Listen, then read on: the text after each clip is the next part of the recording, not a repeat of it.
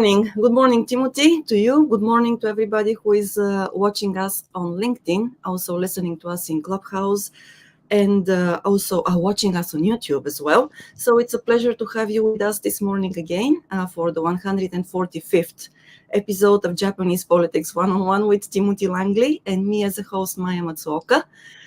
It's a bright sunny morning here in Tokyo. I hope that the weather in your corner of the world and town is as beautiful as it is here.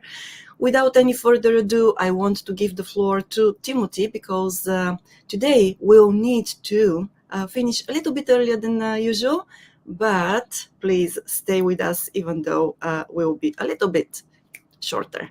Okay. Ready to go? Yes. Ready to go, yes, absolutely. Thank you very much, Maya. Good morning, everybody, and welcome to Japanese Politics One-on-One, where we talk about Japanese politics, and you also have an opportunity to participate in the Q&A after I present a briefing to you that I try and keep to a closely packed 30 minutes. I rarely do it in 30 minutes. Today, I'll try that because we've got a short timeline today. As Maya said, this is episode 145. November 19th, 2023. Thank you very much for joining us. Thank you for sharing this briefing with your friends and colleagues and helping us keep this interest in Japanese politics going. So there's a lot going on in Japanese politics. Maya didn't promo the Odawara walk, trek that we're going to have on December 9th, right? I will do that a little bit later if you don't okay. mind. No, I don't mind. It's an important one, but I just want to get that off my list of things to talk about. But there's a lot of really important news, and I can't cover it all as much as I would love to. Joe Biden met with the Prime Minister. He also met with Xi. He met with the President of the Philippines. So there's a lot going on there, a lot coming out of there. Some expectations were met. Many of them were dashed, but I think there wasn't a whole lot that could have been done in the APEC summit that was held from the 15th to the 17th. There was a little bit of spillover. Today is the 19th, so it ended on Friday, but I think there was spillover on Saturday. I'm still getting news on different meetings that have tumbled out as a consequence of that. It was a big meeting that was really overshadowed by the Xi-Biden meeting. But there were other things going on. I mean, it was the APEC leaders meeting. So the last time this happened, I think it was in Thailand last year. It was a big deal. Joe Biden flew there to have his meeting and also to meet on the sidelines with various country heads. It was somewhat successful, but much more in the news this year because the United States is the leader. But before I get into that, there's a lot to discuss there. The biggest piece of news now is that Daisuke Ikeda, the leader of Soka Gakkai, died on Wednesday. That's the 15th, I think, of this month. And he was the instrumental person for bringing Soka Gakkai into the political realm and forming, in fact, Komeito, the political arm of Soka Gakkai. People sometimes blur that line, but in fact it's an accurate description, I think. The death, the announced death of Mr. Ikeda is I guess expected. Nobody has actually seen him in public since 2010. So that's 14 years that nobody has actually seen him or heard his physical voice in a video or something like that. For such a long period of time, he held such power and such prestige for the organization that I think maybe if he had passed earlier, they wanted to keep that under wraps. But it looks like now he died in Shinjuku just this week.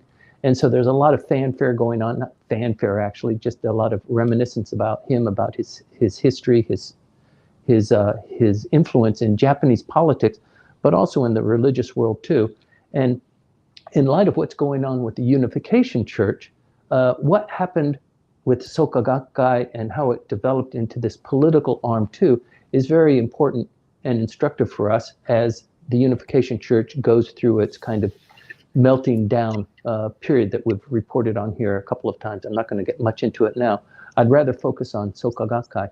So if you're interested in Soka Gakkai and Mr. Ikeda and the Komeito, we've done a lot of work on that, and I'd like to reference to you a video that we did on Japanese Politics 101. I did this series with Michael Chuchek, and we talked about Soka Gakkai in pretty much detail, probably 4 or 5 years ago, 3 or 4 years ago. But it was a great, informative, insightful description of what Soka Gakkai is. And also, we were a little bit hesitant to kind of go full bore on it, because talking about Komeito and Soka Gakkai, that relationship, is kind of like talking about, Nippon Kaigi. It's like talking about the Yakuza. It's kind of impolite, and even you don't say the word out loud in polite conversations. So it's not quite a taboo, but it does generate repercussions. It does generate hate mail and that sort of thing. Jake Adelstein, I think everybody knows who Jake is. He's a writer. He's been a writer here in Japan for a long time. He just finished a book that is being circulated now, The Last Yakuza. And Jake is very, very familiar with Soka Gakkai and Mr. Ikeda. And actually, this story broke through Jake. And Jake has what's his Unseen Japan is his storyline, his blog, I think. And he reported on this, I think, on Thursday, that Mr. Ikeda had died without any other attributions. So it was a little bit held back, but it really hit the press on Friday. And so hats off to Jake for his bravery and for his consistency. If you're interested in seeing more about that, go to Unseen Japan, or just Google Jake and some of the stories that he has. But he's also done in-depth reporting on Soka Gakkai and the creation of Komeito. And it's important in this context because Komeito is, as you know, the coalition partner with the LDP. And with just the votes and just the seats that the LDP has in the Diet, it doesn't have a supermajority. It has a majority in many instances, so it can control some of the legislation, but it needs more punch. And Komeito gives it that punch, even though compared to the Constitutional Democratic Party, it doesn't have as many seats, but it adds on to what the LDP has. They're kind of on different parts of the spectrum. The LDP is about big business and blue chip companies, and the Komeito is more about families and welfare and increasing the welfare of the downtrodden. It seems to be a good match. They've been in business for more than 20 years.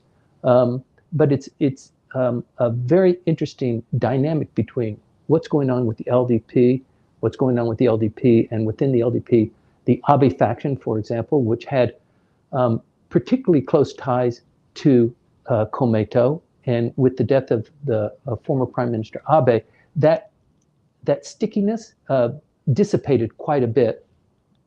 And so Mr. Kishida is having a little bit of problem getting the Komeito, online with some of his initiatives. There's been some fights and some breakdowns, but it is an interesting aspect of Japanese politics that I want to bring to your attention. I don't have a lot of time to get into it, but I wanted to raise it to you.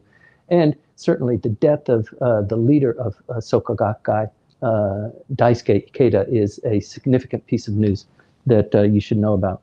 So moving on from there, we talked last week about the resignation of several vice ministers. There were 2 of them that happened just as soon as the prime minister reshuffled his cabinet. These were vice ministers, not ministers. But there was a 3rd one that came up last week, Kenji Kanda, who is in the Abe faction, very politically astute. I think he's a 9-term member. And he got embroiled in the Bunshin. Bunshin reported on him 2 weeks in a row. They did not report on him this week. because their tactics were effective. He was really embattled over the last week. He was called upon by the press and by the opposition party inside the Diet to resign for his failure to report on his taxes, for dodging taxes. He's the vice minister of finance. So you would think that he would have something a little bit more of a clean sheet. Not only that, but professionally, he's an accountant. He's from Aichi Prefecture. And the fact that he is an accountant, that he was failing to pay taxes on time and failing to keep his qualification as an accountant, even though the company that he owned was an accounting company that he was still running, really I mean, the opposition party looks for any opportunity to attack the prime minister. And by the close of last week, or actually the last briefing that we did last week, Mr. Kanda, Vice Minister Kanda, said he's not going to resign. He's going to bear through this. The accounting and the reporting are not big deals. He's already dealt with that. He's been a successful member of the LDP and within the Abe faction too. On Monday, he kind of bit the bullet and the prime minister actually resigned him. He says that he resigned voluntarily, but it's unfortunate that now the prime minister has lost 3 vice ministers in his recent cabinet shuffle, and now there's a 4th one coming up. Not a whole lot has been made of it quite yet, but you're going to be hearing more about it. This is at the ministerial level, and it's a independent within the LDP that was appointed by the prime minister, a female. You know how proud he was that he had 4 female ministers within his 21-member cabinet. And this is the one who had several portfolios. Let me give you a little bit of a description into her. Her name is Ayuko Kato, 3 times surviving 3 elections. She's from Yamagata Ken. She doesn't have a political faction affiliation, so it's somewhat unusual that she was still made a minister of state without a faction affiliation. 3 times, she's female. She went to Columbia University. She went to Keio University and graduated in law. She started out as a Diet secretary, in fact, before entering politics, national politics. And she was appointed by the prime minister to be the minister of children, the minister of declining birth rates, the minister of loneliness, the minister of gender equality. There are about 6 different portfolios that fall into her area of responsibility. And the issue with Ms. Kato was that she has a family-run company that is renting her political office space in the election district. So she pays the rent to this company, which happens to be family-owned. And the problem here, the biggest problem here, is that if you recall, when the prime minister first became prime minister, he lost 4 ministers in quick succession. Everybody said he was dead. Nobody in Japanese post-war history has lost 4 ministers within a brief period of time, or even lost 4 ministers in a succession and survived. And so one of those ministers was a good friend of the prime minister, Minoru Terada, who was 6 times repeated into the parliament. And also he's, not only is he in the Kishida faction, but he has Hiroshima as his election district. So there's a great bond there between those 2 politicians. And he had appointed him as a minister of internal affairs. And the Bunshun came out and the opposition party came out, and they found out that he was paying rent to his family's company-owned office for his political office in Hiroshima. And apparently that's a big no-no. It's supposed to be really arm's length, and when it's dealing with the family, it's just, people say that it's just too close to the line. It is political funds manipulation, and it opens up a big can of worms. And so he resigned after being appointed by the prime minister, It was a huge deal. The prime minister did not want to have Terada resign. That would be 4 in a row, but he did.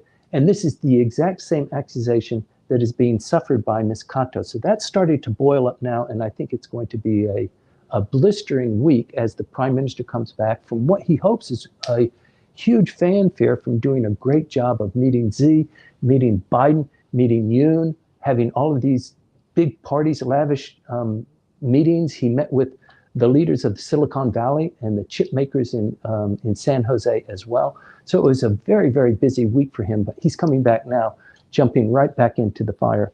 So it will be a very, very active week.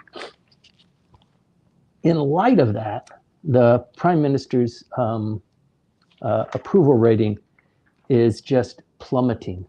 GG Press, which some would say is kind of on the left-hand end of the bell curve in terms of calibrating the prime minister's popularity, which actually means the cabinet's popularity. But I think now we're seeing that the prime minister himself in his person is being evaluated so poorly that it's bringing down the entire cabinet. GG Press held a survey just this last week, and the results were that the prime minister's popularity rating now sits at 21.3%. This is the first time for certainly the first time for this prime minister to suffer below 25%, but it is the first time since Taro Aso was prime minister to have the LDP fall below 25%. This is really significant, and it's not looking good. In fact, such is the prestige of the prime minister and his cabinet that appreciation for the LDP in general has fallen to 19.1%. So that means of all of the people polled, people only less than 20% are saying, yeah, the LDP, I kind of am following them.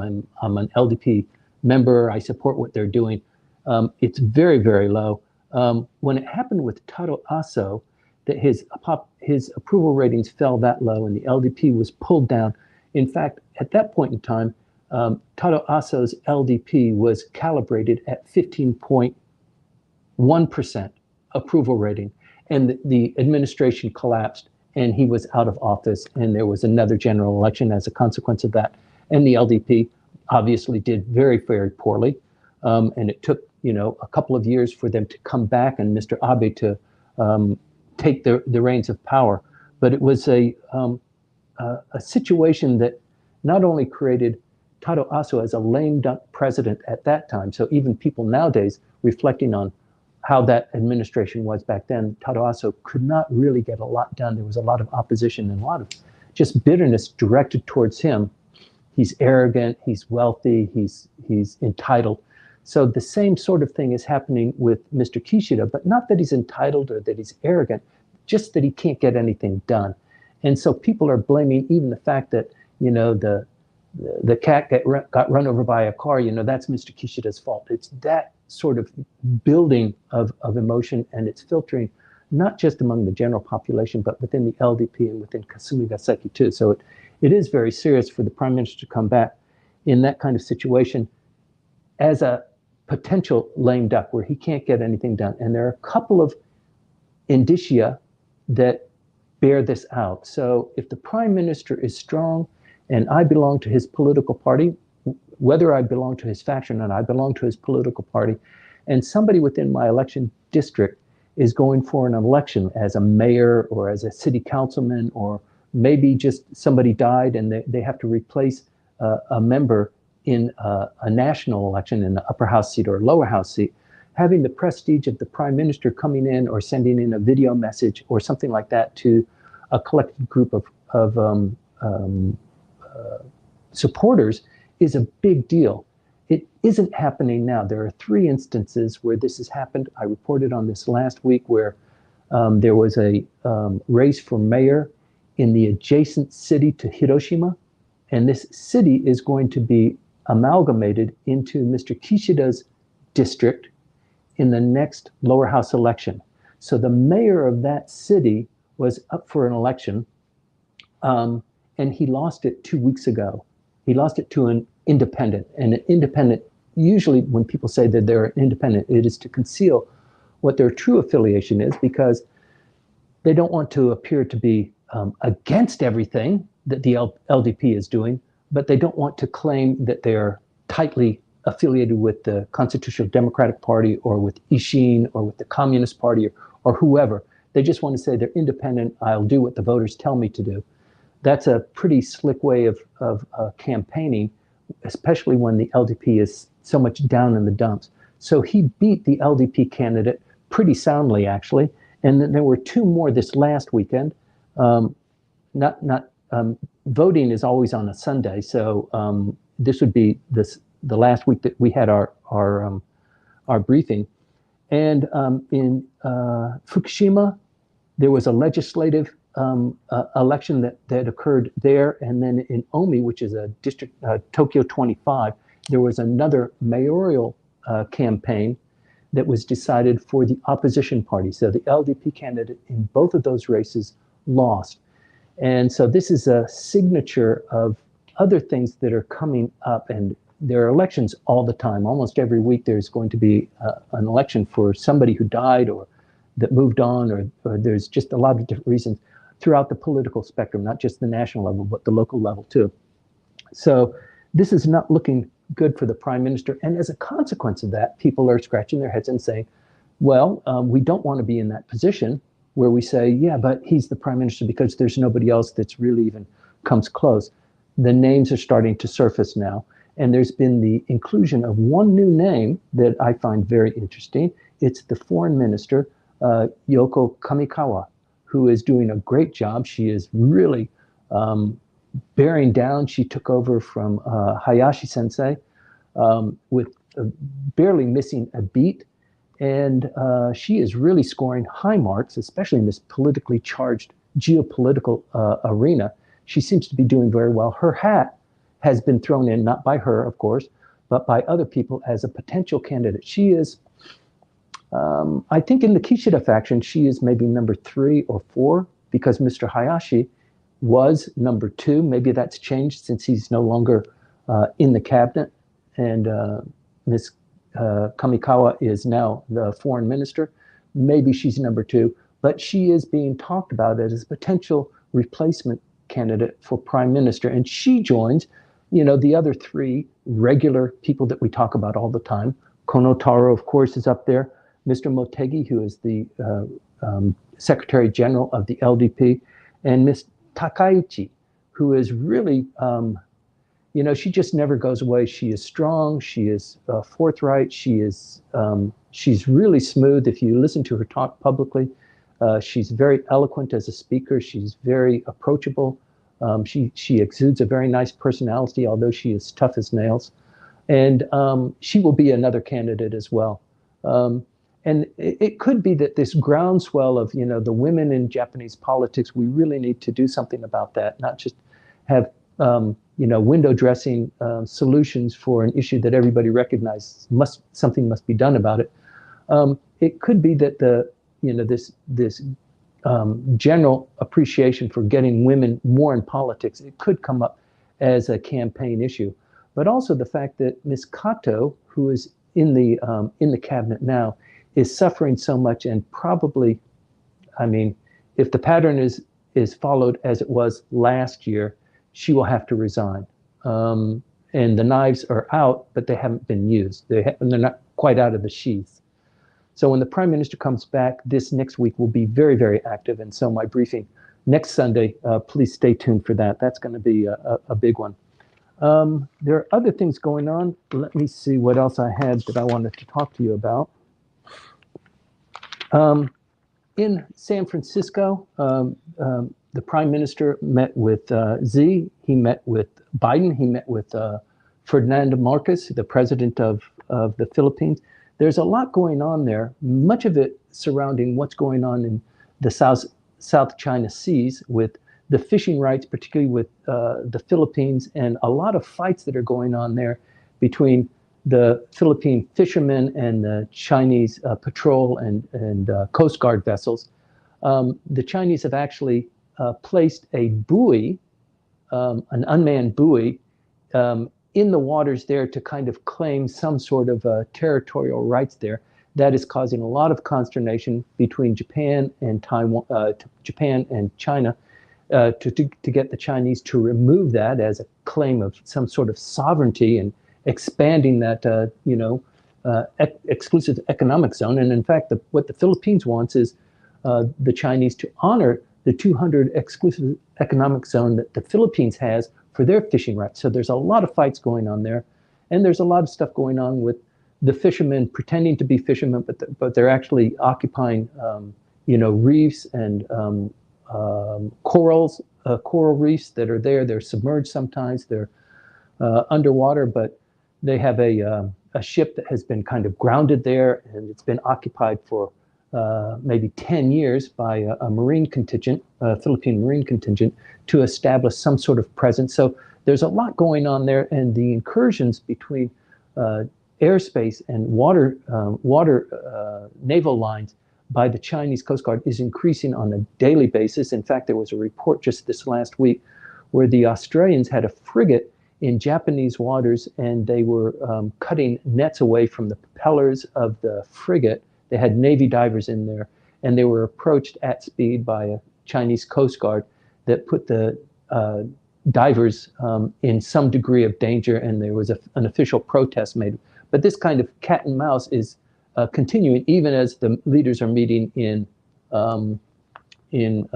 San Francisco. So let me see. I think the most promising or the most pressing issue for Japan in talking with China, with Mr. Xi, was the import ban. China just flat cut off all fish imports to China, and the Japanese are suffering greatly as a consequence of that. On the Chinese side, they wanted to talk to the Japanese about the release of this tainted water. It's not tainted water, it's treated water. It's not tainted, it's not poisonous water. So there's even the language that people are using is electric.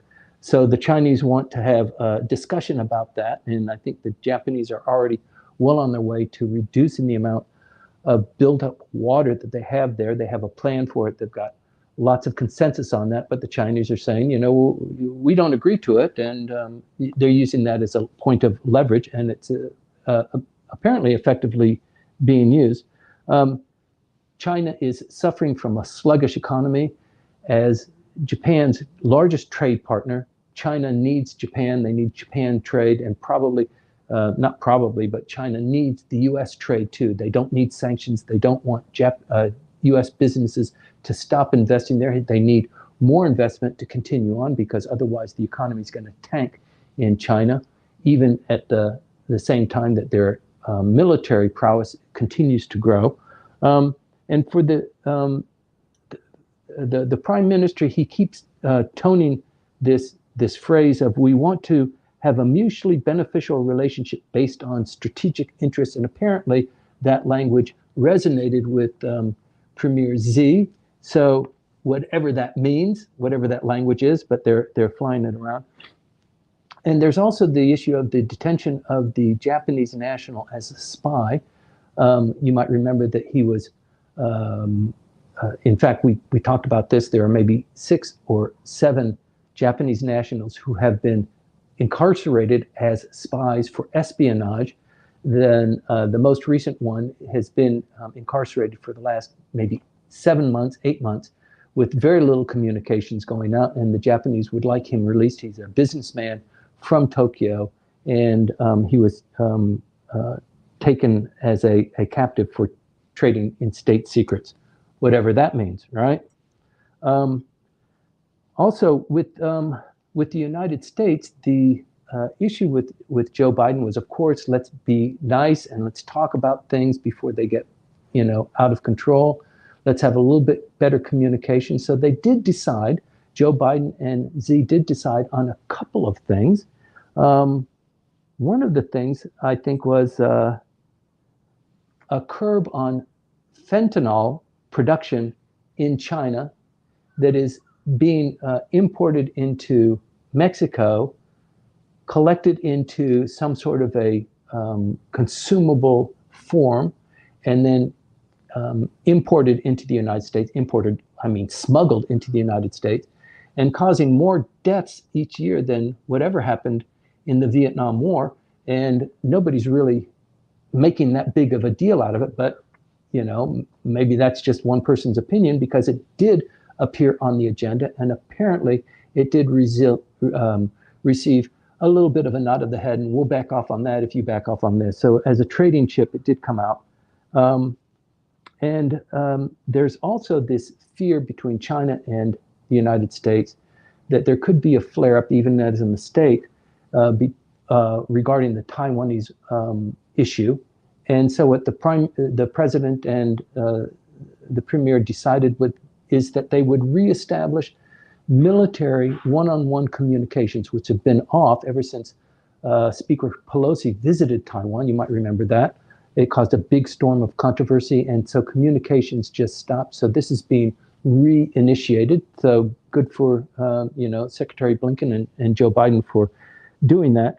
They've decided on establishing a hotline and an annual meeting between. They didn't say leaders. It wasn't a state meeting, but they did say an annual meeting to discuss issues of great importance.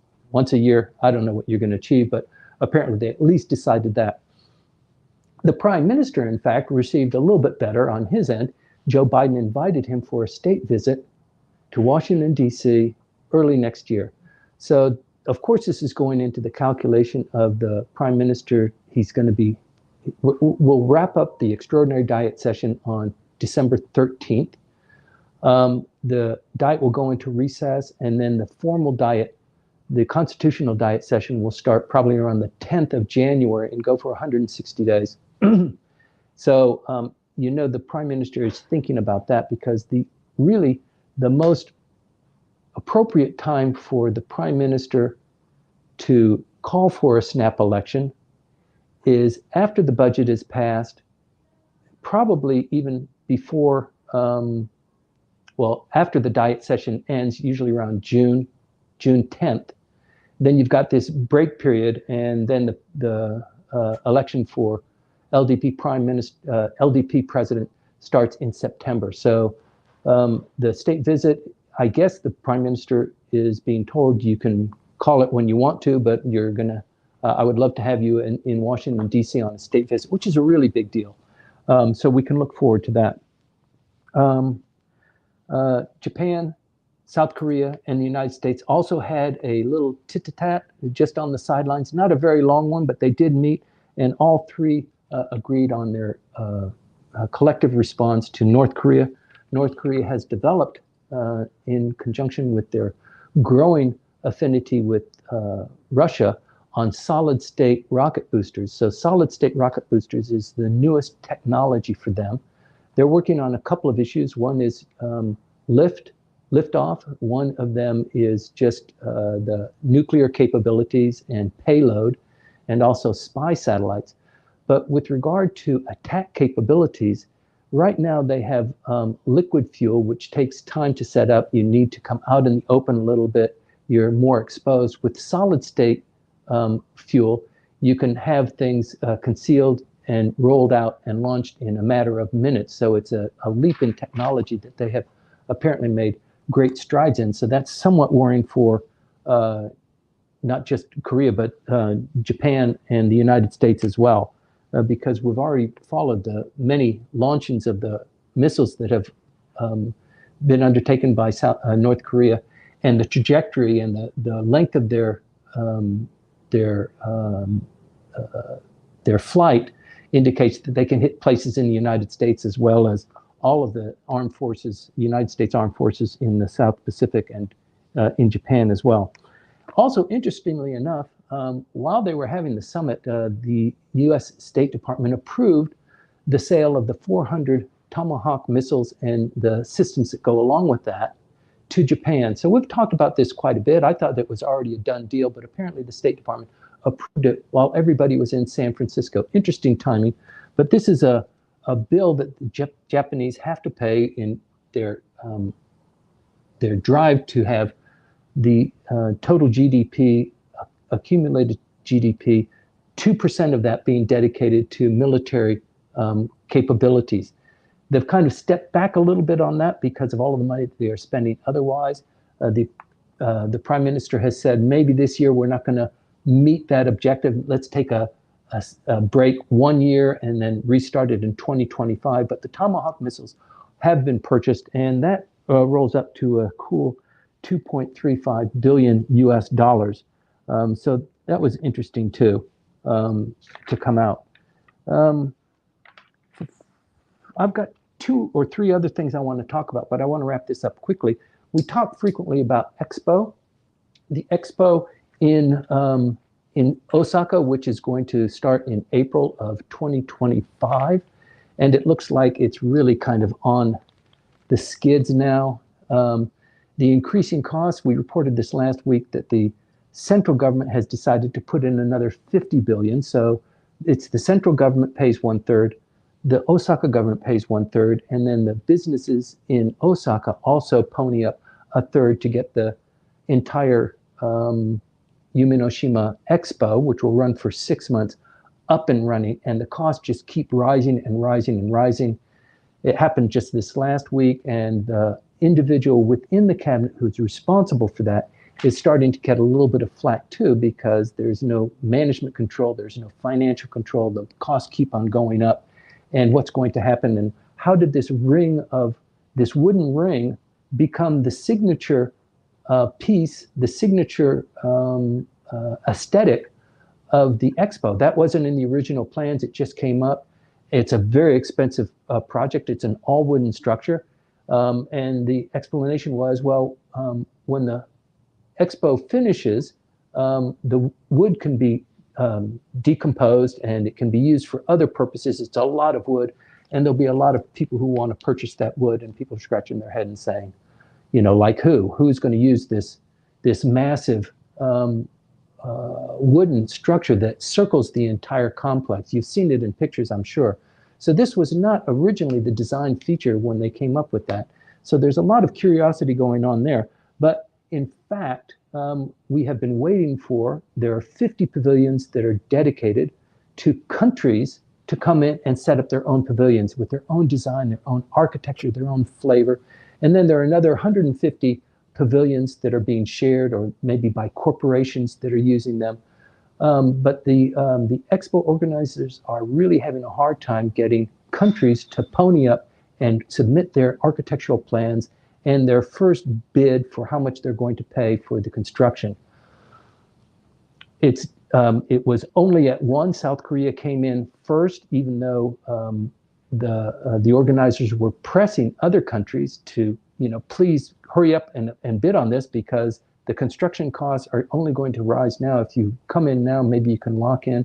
We have an insurance program that will help cap your expenses, but people aren't really singing that tune. And I think for a lot of companies that have dealt with doing business in Japan, MGM, for example, there was a huge controversy there on the plot of land that they purchased and then getting the construction. It was just a very filthy, dirty kind of business atmosphere. People don't like to talk about it, but Osaka is sometimes known as that kind of rough and tumble, especially within the construction industry. And I think people are getting that sense too, that they're a little bit, if they move into that, then they're a little bit, if you continue with it, you lose, and if you pull out, you lose, and it's better just not to get involved. But anyway, Mexico and Estonia, I didn't even know Estonia had submitted their architectural plans. They submitted their plans, and then they pulled out because they say that their own personal lack of funding, because the cost that they earmarked for it, it's now being risen, and they don't have the legislative authority to do that, so they're pulling out. 9 countries, Denmark, Finland, have decided to participate. South Korea will be there. There are a total of 153 companies and regions that have announced their participation, but not with the country pavilions, which is really the showcase for most of these. So they're called the A-type pavilions. So the cost just has continued to escalate. It's probably double what it was originally, and the Prime Minister is now becoming a little bit of a lightning rod for being attacked on that. And so who knows what's going to be happening with that particular issue, but we're going to continue to report on it. Should the expo be canceled, that's a huge black eye, not only for Osaka, which is dominated by Ishin, as you know, but also for Ishin, for the political party Ishin, and their ability to pull that together and have so many visitors throng to this artificial island, Yumenoshima. And the next piece of property over on Yumenoshima is where they're constructing the integrated resorts too. So there's a lot going on there. There's a lot of expectation. And then finally, we have talked a lot about the extraordinary diet session. And I think this diet session, it's not even a 2-month diet session where the diet gets together. They talk about establishing a supplemental budget. But I think the other reason for having the extraordinary diet session is because there are bills that were promoted in the formal diet session that just didn't make it through. There wasn't enough time. There was too many scandals. It ate up too much legislative time. And so a lot of the bills are just kind of dangling there. So in the extraordinary diet session, although in public they promote that we're going to be dealing with the wage inflation and the yen and helping people live their lives, that sort of thing, there's a lot more going on in the background, and that is the bills that were just teetering on being passed. We need a little bit more time because when the year ends, it may close out and those bills will never be considered again. So let's get them through. And so you'll remember this last week, one of the things we talked about, that they passed a law to raise the wages of the prime minister for the ministers of the cabinet, to give a bonus to all of the members of the Diet, and also to increase the wages of civil servants. That was one of the first things out of the chute.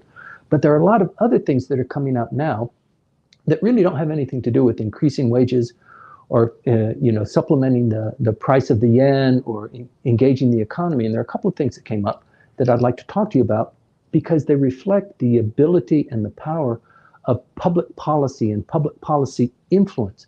So if you have a group of people who are concerned enough and have enough of a bankroll to push things through, it does take time, but you can make progress. And there are 3 areas in particular that they got pushed through, and they got pushed into this extraordinary diet session because there wasn't the kind of initiative and the momentum that they had in the formal diet session. And I think in the formal diet session, a lot of time was eaten up by, is he going to call a snap on the election? What's going to happen with the election of the upper house? And are we going to have a lower house? A lot of that sort of stuff. So they tumbled into the extraordinary diet session. One of those is treatment of cannabis. So a lot of people, Americans and Westerners, ascribe to the medical benefits of cannabis. And not only that, but also just the production of hemp for as an industry, as a fiber, as a construction, or as a clothing, or as a furniture product. It is outlawed here in Japan just because of the properties of hemp and cannabis being grown.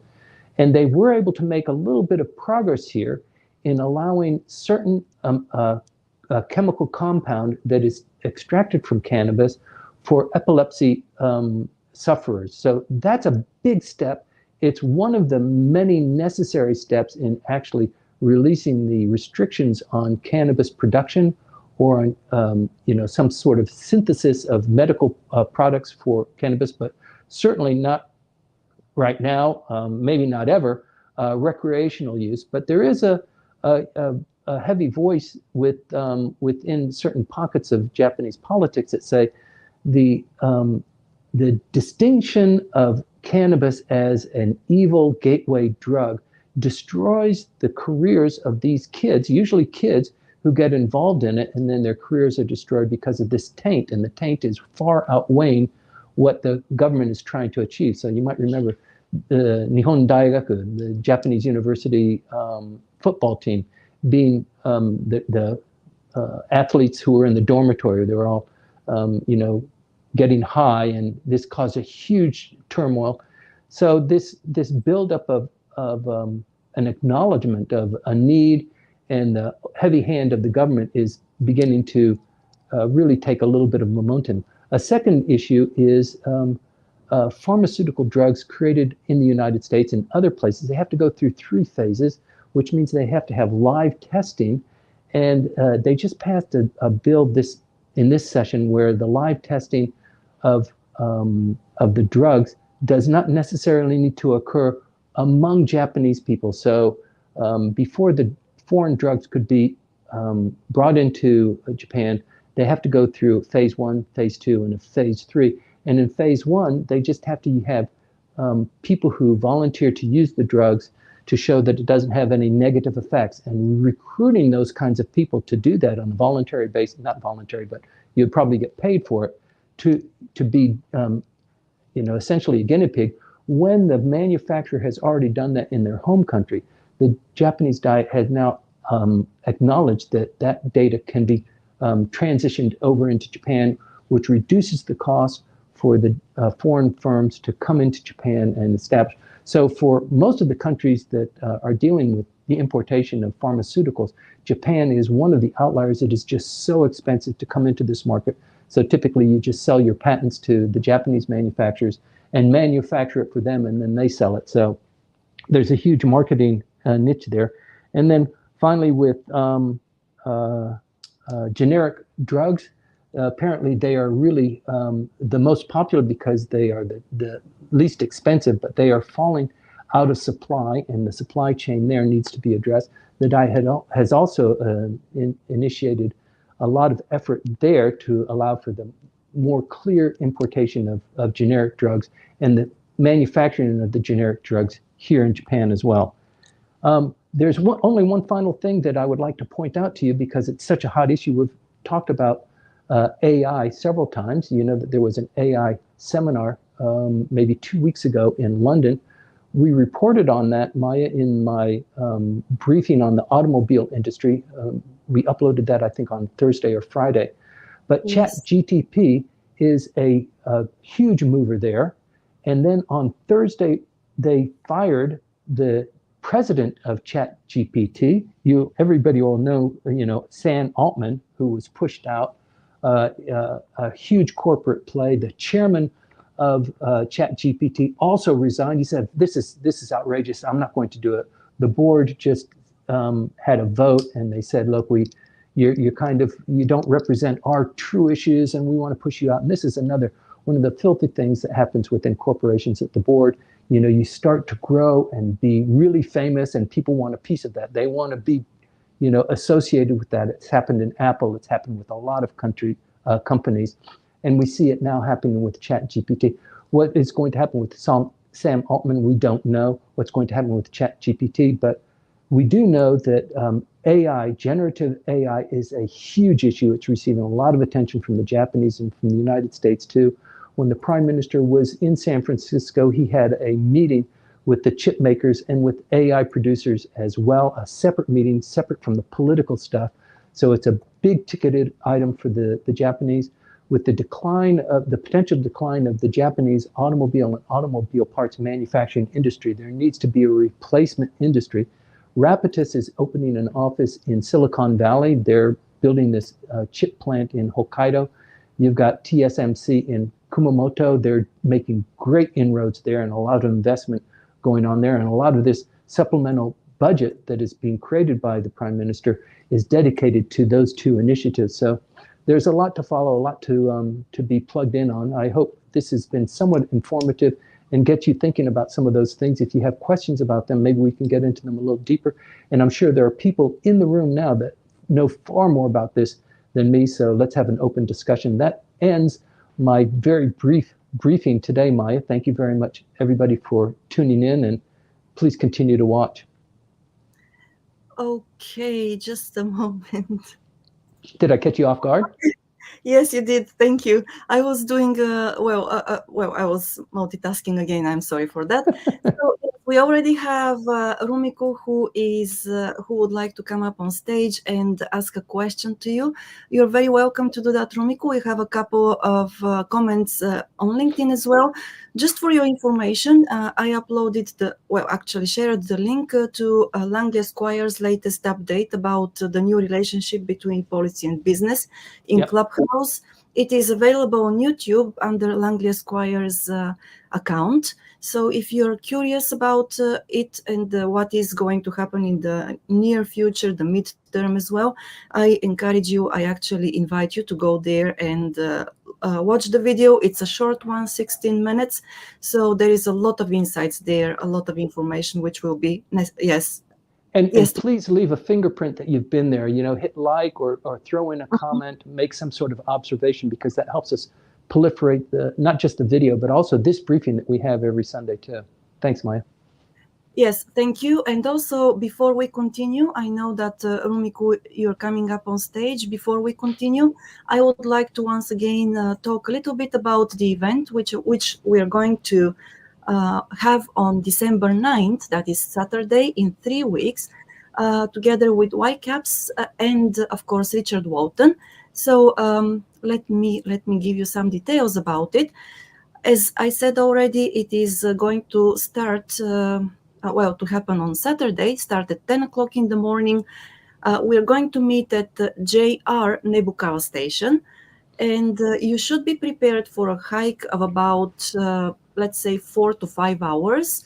So it's a walk, actually, that has been featured on the website of Odawara, the Odawara city. It's a popular walk, it seems, and Richard Walton has a lot of historical information to share with us about the sites, the spots along the way.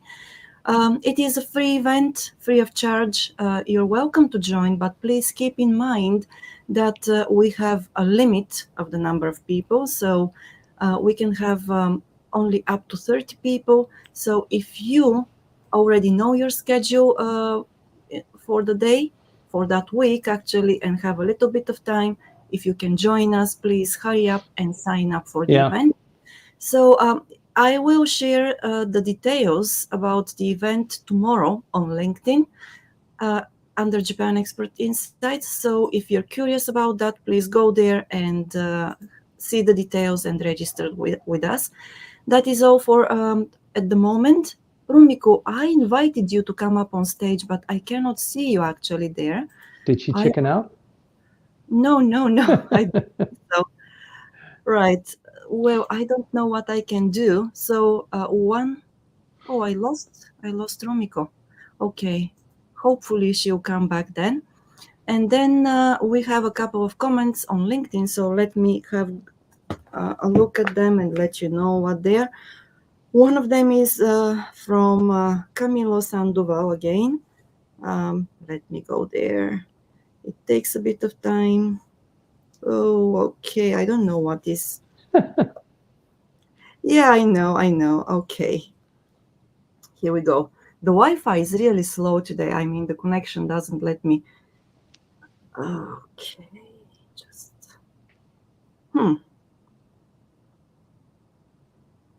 I'm sorry, it takes time. Okay. Thank you, Camilo, for the feedback. Camilo says, excellent briefing. Okay, we have another one here. Okay, from Seiichiro Manabe, he says Ikeda Daisaku died. So this is probably the point when another taboo wall disappears. So Timothy, what are your thoughts on this? Do you think that the death of the leader of Soka Gakkai will change the dynamics between Komeito and Soka Gakkai, of course, also between the LDP and Komeito? And if so, how? Yeah, it's kind of hard to say. Let me see. He was 95 years old. He became the leader of Soka Gakkai when he was 30 years old. And as soon as he joined Soka Gakkai, it only took a year before they came up with this idea to have the clean government, what did they call it? The Clean Government Federation for the Clean Government in 1961. So in 1960, he became the new president. He was the third president of Soka Gakkai. And he's been the leader ever since then. He just died at 95 years old. So this is huge. And so huge was his influence over the organization that even though he kind of clocked out 14 years ago, nobody saw him. They thought he might be dead. and his wife and his office was kind of dictating how the organization, it's a huge organization, by the way, which is why the Unification Church was so hell-bent on mimicking what they were able to achieve. So the fact that he wasn't even visible and talking to the congregation, yes, it's a power that I think even with Mr. Yamaguchi, who was the leader of the Komeito, he just was replaced again by himself as the leader. Finding somebody to replace that kind of persona is just, it's impossible to kind of conceptualize. So who knows what's going to happen, but something has got to happen because Komeito is such a huge political force, driven by various threads by Soka Gakkai. So yeah, I think the comment is that this could be an epical change for Japanese politics. The relationship between Komeito and the LDP is kind of a little bit dicey. And yeah, there's a lot going on there. We just had the death of the Speaker of the House as well. So there's a lot of change going on in Japanese politics, and who knows what it means, but we're going to be following it and trying to interpret it. And so thanks for your observation there. I don't know if I have a good answer to that question. I don't see anybody coming in as a replacement. He did it when he was 30 years old, and I think he's dominated the organization since then without, kind of like Mr. Abe, without a number two in position. So what's going on with Mr. Abe and Seiwakai, and what's going on with Mr. Ikeda and Soka Gakkai, there is some sort of a lot of similar characteristics there. So maybe this is a trait of successful Japanese huge organizations, that they maintain power, they conceal who their number two is going to be, so that when people are in a rebellious mood, the counter argument is, yeah, but who else is going to replace them? So we might as well stick with the devil that we know rather than with one that we don't know. And speaking of devils, Mr. Ozawa seems to be getting a little bit more into his oats these days. I didn't have time to get into that, but perhaps next week, Ichiro Ozawa is now beginning to emerge a little bit more as a contender, a rabble-rouser for political realignment. So yeah, there's a lot going on. Yeah, thank you for that. Okay, and we have Rumiko now on stage and Yuka. Yeah. Yes, let me start with Rumiko. Rumiko, can you hear me now? You're on mute? Okay. Can you hear me? Good Yes. morning, Timothy and Maya and everybody. Good morning. Can you hear me? Yes. Yes. Good. Good morning, Timothy. This time I want to segregate my questions based on topics because I don't know how many questions I might come up. So stop me if you are getting bothered by me. Yep. So Stop. may I start from my first Just topic? kidding. Go ahead. Sorry. Okay. First topic is with regards to the Hiroshima mayor related. I think you mentioned about mayor in Hiroshima. That's right. And correct me if I'm wrong. I think you particularly mentioned about the Akitagata Shicho, whose name is Mr. Ishimaru. Correct me if I'm wrong. And I'm not quite sure whether you're talking about his campaigns or so like openness about his little parliament of the rural area on the YouTube, and a bit of like becoming a show on SNS based and getting a lot of like super thanks or donations or whatever. And apparently, according to his briefing, well, 1 month Furusato Noze become like this month or previous month became like almost like a yearly earnings or whatever. And I'm not quite sure what is the cabinet impression in the Kokai Gijido or nearby around you. May I have your insight? Thank you. So I didn't get that deep into the mayoral race. The point that I reported on last week was that he is close to the prime minister, or the mayor was close to the prime minister, and he lost.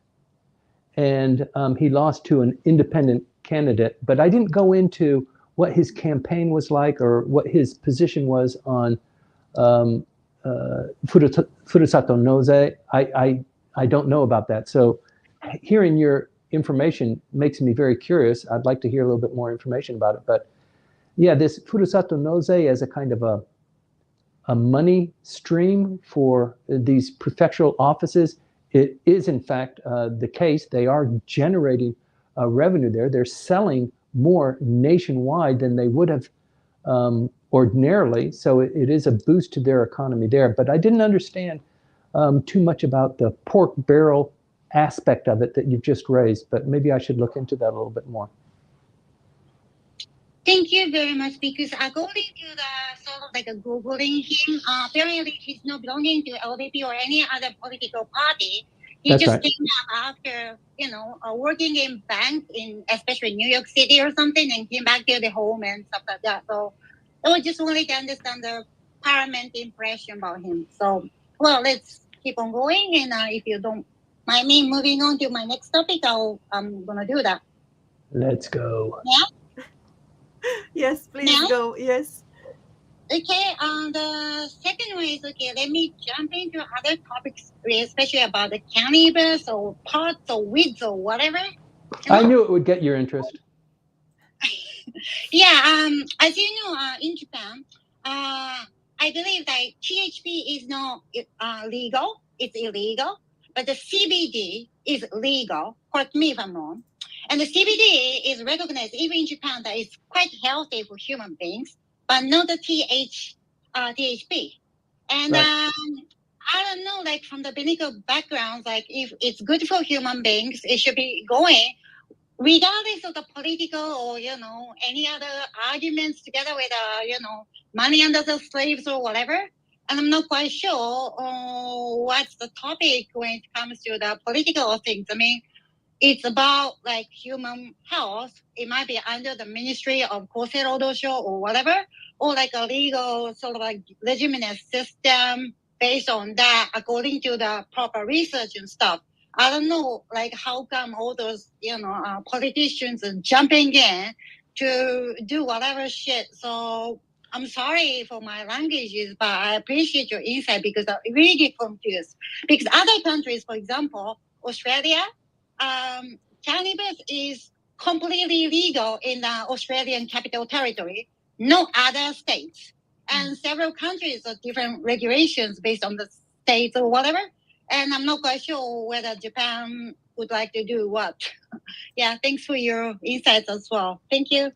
No, that's a great observation. So, generally speaking, the Japanese government sees cannabis, marijuana, as a gateway drug. So they don't want to even have any kind of legitimacy or any kind of breadth of it coming in. It is coming in, as you said, with the acknowledgement of some of the chemical compounds being beneficial. For example, the drug that's being used for epilepsy it's acknowledged around the world as being beneficial and it addresses the issue, but they don't want it for, enjoyment or recreational purposes.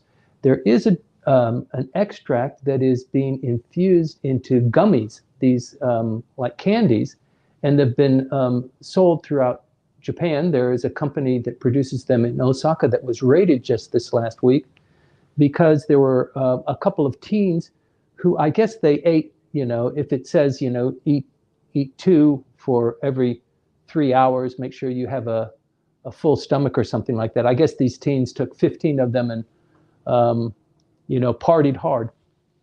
So I don't know, but I do know that the FTC did raid the company, and they're looking at the ingredients because these youths had stomach and medical issues as a consequence of consuming these gummies. But the gummies, the compounds in the gummies are not illegal. So there's a little bit of a fight going on there. It just emerged this last week.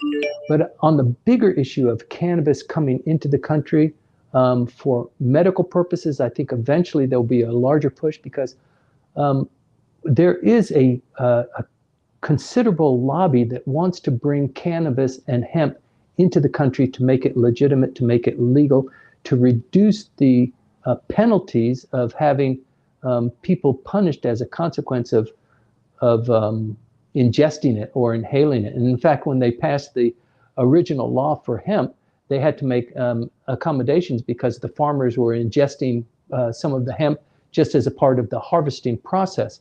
So it's a very complicated issue. I don't know if it'll ever, I mean, in the LDP administration, as long as the LDP seems to be running things, they are so conservative. But if there's money to be made, you know, there is a way around that. And I think that's why we're making a little bit of progress in this area, because throughout the world, as you pointed out in Australia and the United States, that the restrictions are being reduced, and it also is increasing or decreasing the number of crimes that are committed because of the restrictions that are put on possession, sale, and manufacture of these products. But if there's a monetary incentive there, people become a little bit more interested in it. You get lobbyists involved. Politicians love that. They see an opportunity to kind of push a law forward, and it enhances their political standing and maybe helps guarantee them to get elected. That's the most important thing. That's the thing that the Japanese politicians are thinking about all the time. Hemp and cannabis is a little bit of a red hot issue, a red flag issue. So a lot of your constituents might not agree to that. So it just depends on what election district you're from, how old you are as a politician, how much money is involved, that sort of thing. I hope that's responsive, Rumiko. Thank you very much, Timothy, and I love your insights and comments as you always. And so may I move on to the first topic, if you don't mind me? Rumiko, may I ask Yes. you to keep it for the next time, because we are a little bit pressed for time today. So please Sure. hold that thought and let's talk about it next time. Sure, thank you. No, I thank you very appreciate much. your insight. I'll step back. Thank you, Maya and No, Timothy. thank you for Thank your you. How much time do we, I don't have a clock on me, Maya? We have about 10 minutes more. Okay, great. Thank you. Yes, okay. So Okay. Thank you. Bye for thank now. Thank you. Yes, bye for now. Yuka. Hello, can you hear me?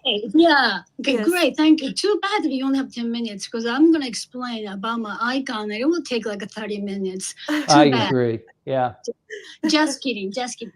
Okay. So, you touched on Mr. Kaichi. And then it's not really the Mr. Kaichi, but I have a question related to sort of like an election, like sort of campaign system in Japan. So what I've heard is she recently hosted Benkyokai. And then everybody's sort of making a noise around that, thinking, oh, man, she's really serious and gearing up toward the election. And then she's going to run for the prime minister. Yep. So, what is the sort of purpose of Benkyokai? Or how do you even, and at first I thought that they just get together and they share some insight and they learn something new or brainstorming. Or maybe is the Benkyokai in Japan is like a fundraising, like a US, like a dinner party? Or what is sort of like the stated purpose and the hidden agenda? I bet there are two different purposes, right? If you could share. Thanks. That's a great question. You've got 6 other questions, right? No, today just only one. Okay. So let me try and be brief on that. But Maya, I think this is an issue because we get the question quite a bit. And I think I'm a pretty good authority on Benkyokai because I attend so many every week. And I attend them on behalf of my clients and sometimes on behalf of my employer when I was at these big US companies. And a lot of the lawyers in the headquarters are going to say, you can't attend this kind of a briefing because it's like in the United States, it would be a $500 a plate dinner, or it would be a $300 a plate breakfast, that sort of thing. That's how they think about it. But here in Japan, there are so few ways to actually participate and make a bit of a contribution to the political process. And they have carved out the Benkyokai as one area where you can participate and it's not going to be qualified as a political fund.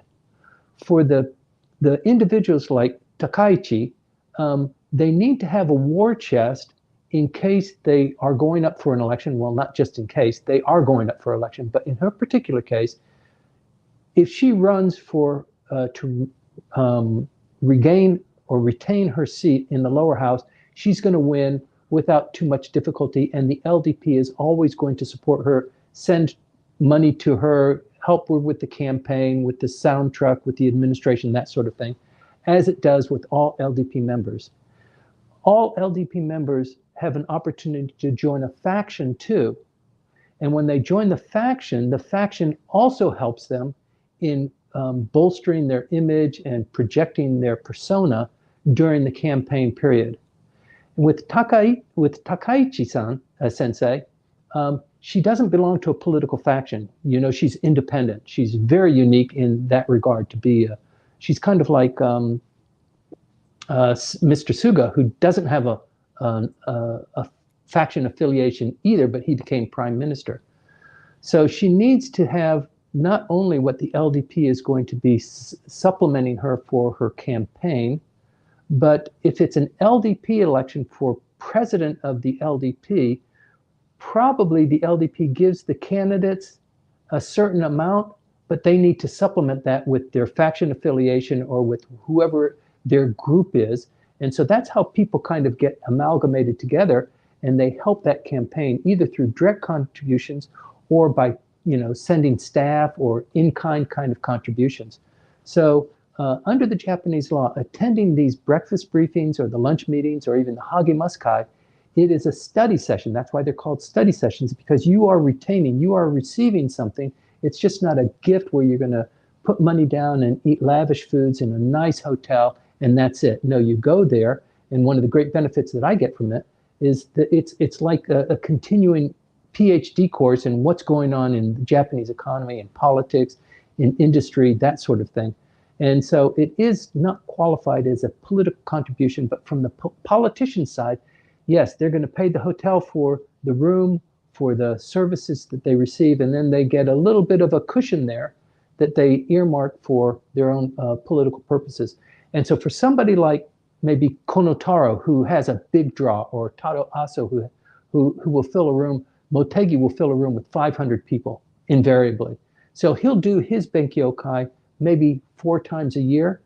I always attend them. I'm happy to pay 20,000 yen to attend that kind of a briefing.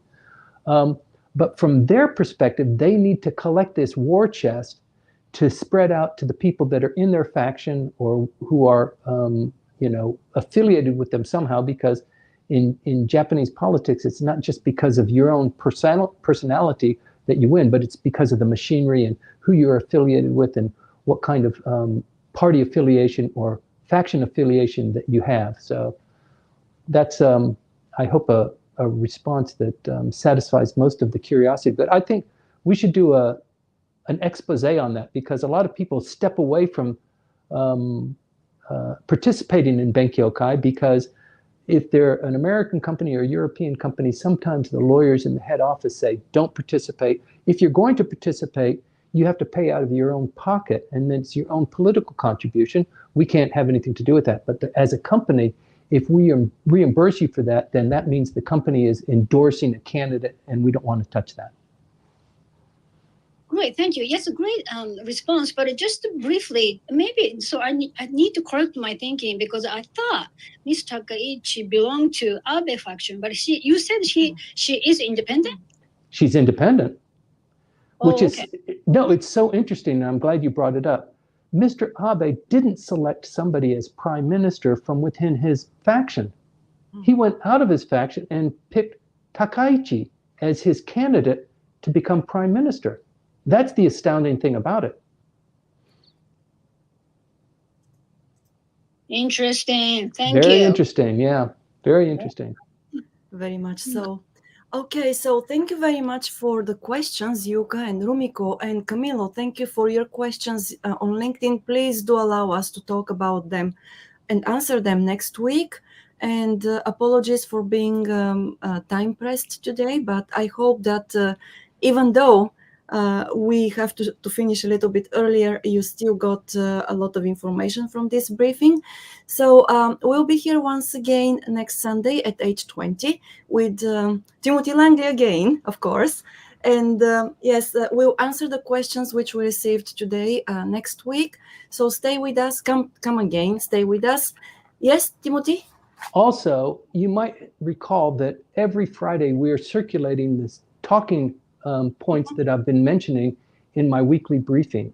We did that because people have pulled Maya aside and said, look, this is how I would like to see you improve the briefing. This is what I would like to see. These are the topics I would like you to hear about. So we listen to that and we try and implement that. So we've put this briefing paper together because of your request. So please at least reward us by leaving a fingerprint that you saw it, or that you read it, or that you appreciated it, or that you have some view on that, because that's the only barometer that we have that we're on the right track. So we're doing this for you. We're doing this because we love talking about Japanese politics, and it compels us and it inspires us when you too share that enthusiasm. So please, leave a fingerprint that you've seen it and that you appreciate it, or that you don't. Yes. You can always tell us that you don't like what we're doing too, or what you want us to do in the future. So don't hesitate to do that. You can DM us, or you can mail us. We're open to suggestions, ideas. We'll incorporate as many of them as possible. So that's all for today. Once again, please look out for the announcement and the details of the December 9th event on LinkedIn. If you can, please join us. And that's all for today. Let's see each other in Odawara. Yes, let's see each other in Odawara. We are looking very much, we are looking forward to that anyway. And well, enjoy the day. That's it. Thanks a lot. Thank you very much, Maya. Thanks, everybody. Thanks for your Thank you. viewership. See you soon.